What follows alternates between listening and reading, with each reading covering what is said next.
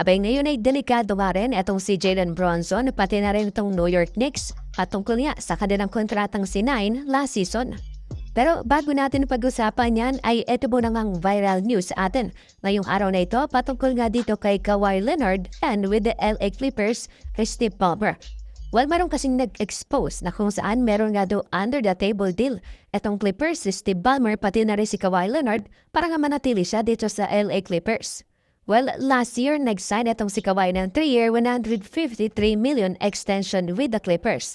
Pero hindi lang daw yan. Ayon dito sa nagbalit at nag-expose sa atin na dahil meron daw endorsement deal din na nakuha itong si Kawhi na medyo very fishy nga ang kontrata na ito. Kung saan sa initial signing niya dito sa endorsement deal na ito ay makakatanggap siya ng $28 million Once na mag-sign siya, may papasok sa bank account niya na 28 million.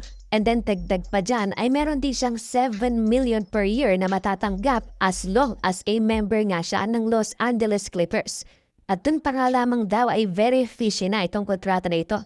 Bakit ang endorsement deal niya na separate sa kanyang NBA contract ay mag-i-include na as long as he is with the Clippers ay tuloy ang ating kontrata with him?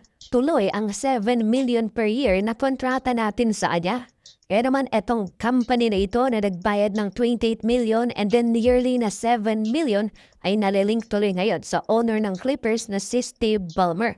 Pero of course, i-deny nga yan ng Clippers, i-deny neto ni Steve Ballmer.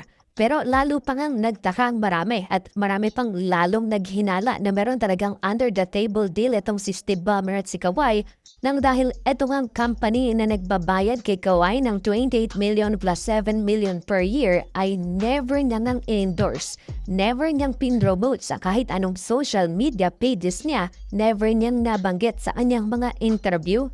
Kaya nga't lalo patuloy naghinala ang marami na totoo na may under the table deal sila. Dahil kung ikaw ay isang matinong kumpanya na magbabayad ng halos 35 million dito kay Kawhi tapos hindi nga ipopromote, abay syempre magagalit ka. Parang nasayang lang yung 35 million mo.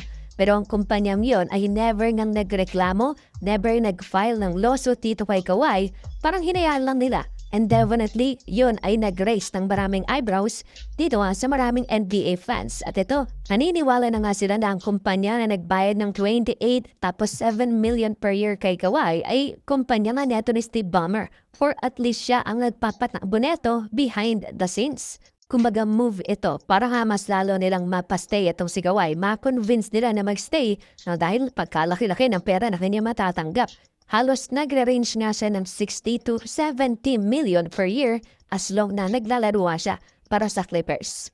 At hindi nga natapos kay Kawhi nang dahil ang the same tao na nag-expose neto ang under the table deal ni Kawhi pati na rin ni Steve Ballmer ng Clippers ay sinabi niya rin na ngayon ay tinitingnan niya na ang sitwasyon ng Knicks pati na rin ni Jalen Bronson. Matapos ba namang umuo ni Jalen Bronson sa 113 million na pay cut para mag-sign agad ng 4-year deal dito sa New York Knicks.